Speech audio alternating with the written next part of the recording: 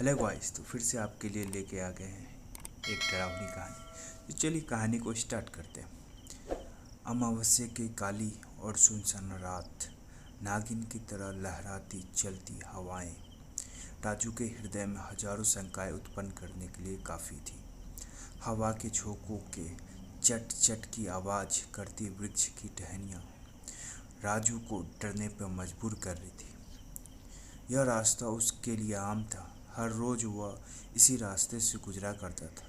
कुछ ही दूरी पर उसका गौशाला भी था, लेकिन आज यह रास्ता, ये पेड़ जिसने कई बार मुस्कुरा के बात करने की कोशिश की थी, ये बसवाड़ी जिसने जिससे उसने न जाने कितनी बार दांत साफ करने के लिए दातून को काटा था, लेकिन आज सब अजीब और अजनबी की तरह डरावने प्रतीत हो रहे थे। जिसको देखकर घर होने का एहसास होता था, न जाने उस दिन क्यों वो पराये लगने लगे थे। राजू अभी ये सब विचार कर ही रहा था कि आवाज़ करती हुई मोटी सी टहनी अचानक टूट के उसके ठीक पास गिरती है, जिससे वह बाल बाल बच जाता है। हवा इतनी भी तेज नहीं थी कि इतनी शक्तिशाली मोटी टहनी को तोड़ कर गिरा सके।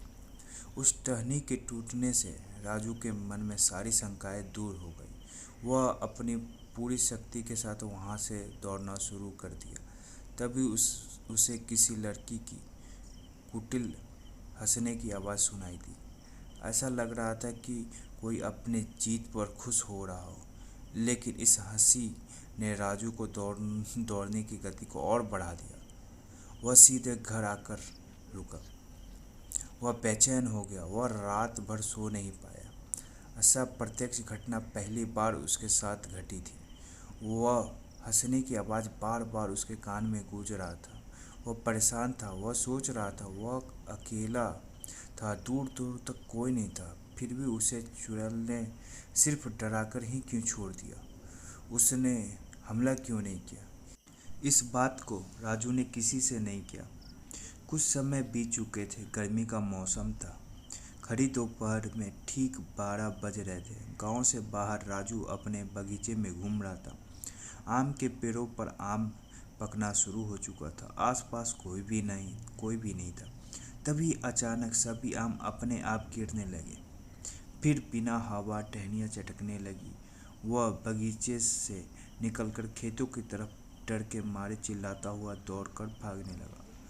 उस खड़ी दोपहर में कोई भी खेतों में काम करता नहीं दिखा। तभी उसके दिमाग में आया, वहाँ से कुछ दूरी पर ही एक काली माता का मंदिर बीच खेतों में था। राजू उसी तरफ दौड़ लगाने लगा, लेकिन उसकी समस्या इससे दूर होने वाली नहीं थी। वह चुड़ैल उसके पीछे पीछे उड़ती हुई आ रही थी। वह बड़ी भयानक दिख रही थी। उसके खुले हुए लंबे लंबे बाल हवा में लहरा रहे थे। उसके लंबे लंबे हाथ, उससे बड़ी बड़ी धारदार नाखून भी निकले हुए थे। वह चुड़ैल पूरी तेज से भयंकर मुस्कुराहट के साथ राजू का खून पीने के लिए उसके पीछे पीछे उड़ती चली आ रही थी। राजू अपनी पूरी ताकत से दौड़ रहा था। उतने में मंदिर आ जाती है। वह मंदिर में जा पहुंचा और सीधे पुजारी के पास पहुंचा और बिना सांस लिए सब कुछ बता दिया और मदद की गुहार लगाने लगा। राजू प्रिंस का पीछा करते करते मंदिर के पास पहुंच गई, लेकिन मंदिर के प्रवेश करने की हिम्मत उसकी नहीं हुई। वह क्रोध से जलने लगी। मंदिर के आसपास जितने पेड़ थे, उन सब में उसने आग लगा दिया।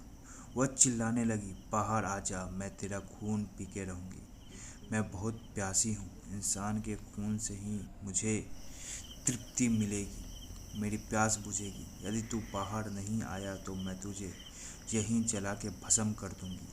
वो अपने माया से अपने भयानक भयानक रूप बनाने लगी। तभी बेचैन होकर इधर उधर उड़ने लगी और अपने मुंह से आग की ज्वाला निकालकर सभी पेड़ पौधों को जलाने लगी। अपनी फसलों को जलता देखकर अगल बगल के सभी किसान पानी लेकर अपने खेत में लगी आग को बुझाने दौड़े। वह चुड़ैल भी यही चाह रही थी कि लोग आए और वह उनका खून पी सके। लोगों को बचाने के लिए पुजारी ने तुरंत एक उपाय किया। पुजारी दौड़ते हुए मंदिर के गर्भगृह में लौंग और जल उठा लाया।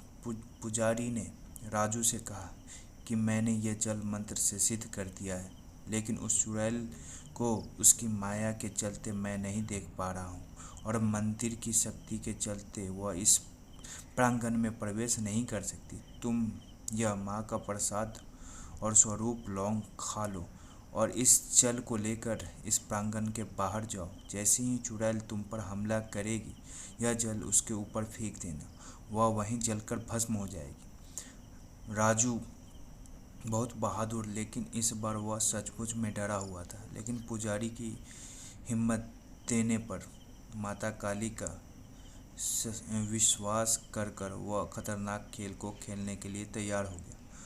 वह लोटे में जल लिए जैसे ही उस मंदिर के प्रांगण से बाहर गया कि घात लगाकर बैठी उस चुड़ैल ने उसके ऊपर हमला कर दिया। तभी राजू पूरी तैयारी में था। उसने जय माता दी कहते हुए उस पवित्र जल को उसके शरीर पर फेंक दिया।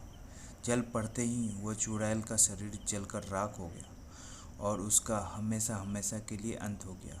राजू ने एक गहरी सांस ली और वापस आकर माता काली और पुजारी को प्रणाम किया और खुशी खुशी अपने घर वापस चला गया। तो आज की कहानी आपको कैसी लगी ज़रूर बताइएगा और लाइक, कमेंट एंड सब्सक्राइब ज़रूर करिएगा।